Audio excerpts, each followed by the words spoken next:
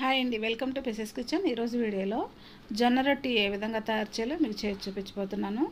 మరి ఈ జొన్న రొట్టి సాయంత్రం ఈవినింగ్ స్నాక్స్గానైనా తయారు చేసుకోవచ్చు, లేకపోతే ఉదయం బ్రేక్ఫాస్ట్గానైనా తయారు చేసుకొని తీసుకోవచ్చు.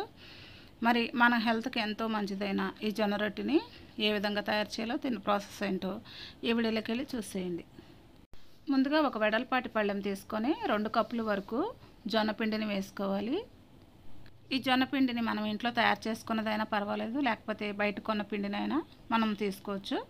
ఇప్పుడు ఈ జొన్న పిండిలో మనం ఒక అరగంట ముందుగా నానబెట్టుకున్న పచ్చిశనగపప్పుని 2 టేబుల్ స్పూన్ల వరకు వేసుకోవాలి. ఇప్పుడు దీంట్లోనే పల్లీలని వేయించుకొని పొట్టు తీసుకొని బద్దలుగా చేసుకొని ఒక 2 టేబుల్ స్పూన్ల వరకు వేసుకోవాలి. ఇప్పుడు దీంట్లోనే 2 టేబుల్ స్పూన్ల వరకు నువ్వులు వేసుకోవాలి. ఇప్పుడు దీంట్లోనే ఒక ఉల్లిపాయని చిన్న ముక్కలుగా కట్ చేసుకొని వేసుకోవాలి. ఇప్పుడు దీంట్లోనే 3 పచ్చిమిరపకాయలు కూడా కట్ చేసుకుని వేసుకోవాలి. ఇప్పుడు దీంట్లోనే కొంచెం కరివేపాకు, కొంచెం కొత్తిమీర ఆకులు కూడా వేసుకోవాలి. ఇప్పుడు దీంట్లోనే 1 టేబుల్ స్పూన్ అల్లం వెల్లుల్లి పేస్టు, 1/2 టీ స్పూన్ కారం, 1/4 టీ స్పూన్ పసుపు, 1/2 టీ స్పూన్ జీలకర్ర వేసుకోవాలి. ఇప్పుడు రుచికి తగినంత సాల్ట్ కూడా వేసుకోవాలి. ఇప్పుడు వీటిని అన్నింటినీ కూడా మొత్తం మిక్స్ అయ్యేటట్టు ఒకసారి బాగా కలుపుకోవాలి. ఇప్పుడు ఈ పిండిని ఈ విధంగా కలుపుకున్న తర్వాత మరిగించుకున్న హాట్ వాటర్ని 1 కప్పు వరకు తీసుకొని ఈ పిండిలో వేసుకొని కలుపుకోవాలి. చేయి పెట్టకుండా ఒక స్పూన్తో కలుపుకోవాలండి. ఇప్పుడు మనం తీసుకున్న హాట్ వాటర్ని ఒకేసారి కలుపుకోకుండా 2-3 సార్లుగా వేసుకొని ఈ పిండిలో కలుపుకోవాలి. ఒకేసారి వేస్తే పిండి పలచబడిపోతుందండి. అందువలన మనం కలుపుకునే ఈ జొన్న పిండిలో హాట్ వాటర్ని 2-3 సార్లుగా వేసుకొని కలుపుకోవాలండి. ఇప్పుడు స్పూన్ పక్కకు తీసేసుకొని మనం చేత్తో పట్టుకోగలిగే వేడి మీద ఉన్నప్పుడు ఈ పిండిని ఒక సాఫ్ట్ ముద్దలాగా కలుపుకోవాలండి. ఇప్పుడు ఈ విధంగా ఒక సాఫ్ట్ ముద్దలాగా కలుపుకోవాలి. మనం కలుపుకున్న ఈ పిండి ముద్ద ఈ విధంగా ఉండాలండి. మరీ గట్టిగా ఉండకూడదు, మరీ లూజ్గా ఉండకూడదు. ఈ విధంగా ఉంటే సరిపోతుంది. ఇప్పుడు ఈ పిండి ముద్ద మీద మూత పెట్టుకొని 15 నిమిషాలు పక్కన పెట్టేసుకుందాం.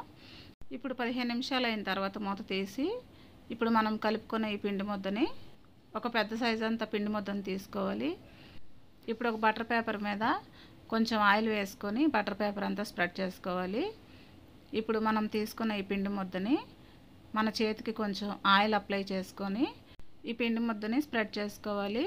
మధ్య మధ్యలో మన చేతికి కొంచెం ఆయిల్ అప్లై చేసుకొని ఈ పిండి ముద్దని సమానంగా ఈ విధంగా జొన్న రొట్టిని చేసుకోవాలండి. అంచులు ఈ విధంగా పగిలినట్టు వస్తాయండి.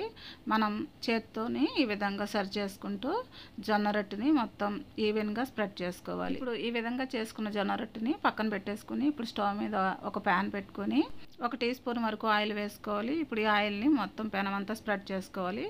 మనం రెడీ చేసుకున్న ఈ జొన్న రొట్టిని ఈ పెనం మీద వేసుకోవాలి.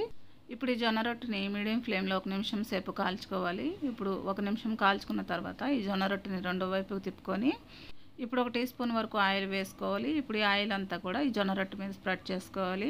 ఇప్పుడు ఇటువైపు కూడా జొన్న రొట్టిని 1 నిమిషం సేపు మీడియం ఫ్లేమ్లో కాల్చుకోవాలి. ఇప్పుడు ఈ జొన్న రొట్టిని 1 నిమిషం సేపు కాల్చుకున్న తర్వాత ఇప్పుడు ఈ జొన్న రొట్టిని ఒక ప్లేట్లోకి తీసేసుకుందాం. మిగిలి ఉన్న జొన్న రొట్టెలను కూడా ఇదే విధంగా తయారు చేసుకోవాలి. మరి ఎంతో ఈజీగా ఈ జొన్న రొట్టిని తయారు చేయడం చూశారు కదా. మరి ఈ జొన్న రొట్టిని ఈవినింగ్ స్నాక్స్గా కానీ మార్నింగ్ బ్రేక్ఫాస్ట్గా కానీ తయారు చేసుకుని తీసుకుంటే ఎంతో హెల్తీగా ఉంటుందండి. మరి మన హెల్త్కి ఎంతో మంచిదైన ఈ జొన్న రొట్టిని మీరు కూడా ఇంట్లో ప్రిపేర్ చేసుకుని ఏ విధంగా వచ్చిందో నాకు కమెంట్ చేయండి. నా వీడియోస్ కనుక మీకు నచ్చినట్లయితే ఇప్పుడే సబ్స్క్రైబ్ చేసుకొని బెల్ ఐకాన్ ప్రెస్ చేయండి. మీ ఫ్రెండ్స్కి, రిలేటివ్స్కి షేర్ చేయండి. Thanks for watching.